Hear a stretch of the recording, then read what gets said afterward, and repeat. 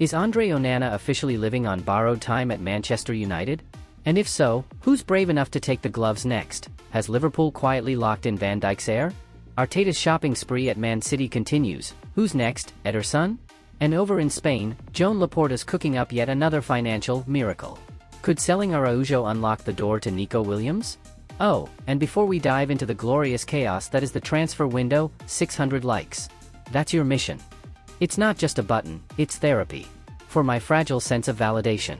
Alright, that's enough goodwill. Let's get into the meat. Martin Zubimendi to Arsenal. Not just a rumor anymore. It's basically a done deal. The shirts are printed, the boots are packed, and the Emirates welcome video is probably being edited as we speak. Cue slow-mo walk through the tunnel. But don't expect a fireworks display on the pitch just yet. Arsenal are treating this like they're defusing a bomb. One false move and the whole operation could go belly up. And given how long this saga's been simmering, since last summer, mind you, they're not about to trip over the finish line. This has been less of a transfer and more of a slow burn romance. Zubimendi was flirting with Liverpool. Then Real Madrid tried to crash the wedding with a dramatic last-minute swoop. But Arteta had already laid the groundwork back in January, and by the time Madrid showed up, the moving van was halfway to North London. The fee? €65 million, split into FFP-friendly installments. Arsenal play it cool, Sociedad get their payday, and Arteta gets the metronome he's been pining for. Zubimendi isn't a showboater. He's a thinker. The kind of player who slows time, controls tempo, and never panics. Arsenal needed that desperately. So why the delay? Cold feet? A better offer from Spain? Who knows?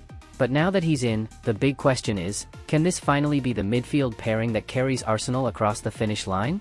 Meanwhile in Catalonia, Robert Lewandowski is not reading the obituaries being written about him. The critics say he's washed. Overpaid. Yesterday's news. Lewandowski? He's gearing up for war. The man just dropped a spicy interview. I've got over 30 trophies, I'm not done. That's not a farewell. That's a threat. He's all in on Barcelona, for now. But you know who else is watching with dollar signs in their eyes? Saudi Arabia. They're already planning a 2026 swoop. 9 figures. Massive contract. The Saudis are playing the long game. They know Barca's finances are more fragile than a glass football. And Louis' contract, with that tasty 2026 extension clause, could become a financial grenade. So here we are. Barcelona's balancing act, cling to a legend or cash in before the engine sputters? And what if Ferran Torres continues to shine? Lewandowski might find himself benched, and the Pro League might start looking more appealing than ever. And then there's Vinicius Junior. Oh, Vini. A bad performance at the Club World Cup and suddenly his Instagram becomes a murder scene. Real Madrid photos deleted, bio scrubbed. We've seen this movie before. The "I'm mad at the club" digital cleanse. The critics came for him. Javi Alonso dared to suggest he maybe run occasionally. And that, apparently, was the final straw. Vini wiped Real off his socials faster than you can say, transfer speculation. And here's the twist, his value has dropped €30 million in a year. From €200 million to €170 million. Coincidence? Or strategy? Word is Al Hilal are circling, trying to turn a tantrum into a transfer. Is this a power play? A cash grab? Or just another chapter of Vini's reality show, now streaming on all platforms? Meanwhile, back at Old Trafford, Onana's situation has become untenable. The United board are reportedly ringing every agent from Riyadh to Istanbul like it's deadline day every day. Monaco showed a flicker of interest, then backed off. United, on the other hand, are practically slapping a "buy one get none" sign on his locker. Onana? Blissfully unaware.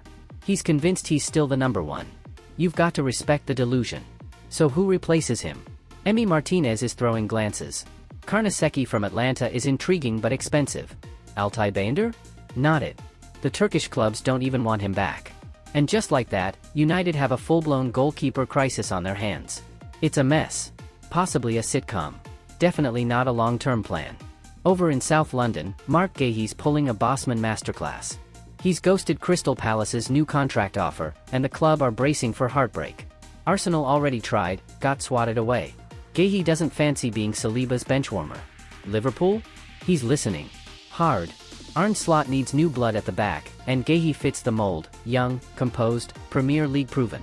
But there's a catch, he wants guarantees. Starter status or no deal. So it's a staring contest. Slot on one side, Guehi on the other, with Newcastle lurking just out of frame. Palace, meanwhile, are about to lose a £70 million asset for free. Brutal. And finally, Barcelona's latest bit of footballing acrobatics. To buy Nico Williams, they might sell Ronald Araujo. That's right. To get a winger, they're sacrificing their best defender. Welcome to the Laporta school of upside-down accounting. Juve want Araujo. They tried in January. Barca panicked and extended him. But, plot twist, that new contract has a clause. This July, his release fee drops to €65 million. And Juve are ready to pounce. Araujo's injury record is sketchy, his minutes are limited, and yet his price tag is still premium. Meanwhile, Nico Williams, lightning in boots, has a €60 million clause and a bright future. Barca are tempted. It's a classic gamble. Keep the injury-prone enforcer or roll the dice on electric young talent. If you're Laporta, what do? Stick or twist? And to top it all off, Phil Foden to Arsenal? Surely not. But the rumor refuses to die. Arteta's raided City twice already. Foden would be the crown jewel. He's coming off his flattest season yet. City just bulked up the midfield. The competition is fierce. And Foden? Quiet. Almost invisible post-January. Enter Arteta. The mentor. The whisperer. The man with a plan and a London postcode. €108 million is the price tag. Arsenal are reluctant, but Foden knows the system. And the prospect of becoming the centerpiece, not the afterthought, must be tempting. If Pep lets this one go, is it genius pruning or a colossal misread? Let me know what you think. Because this transfer window? It's only just getting started.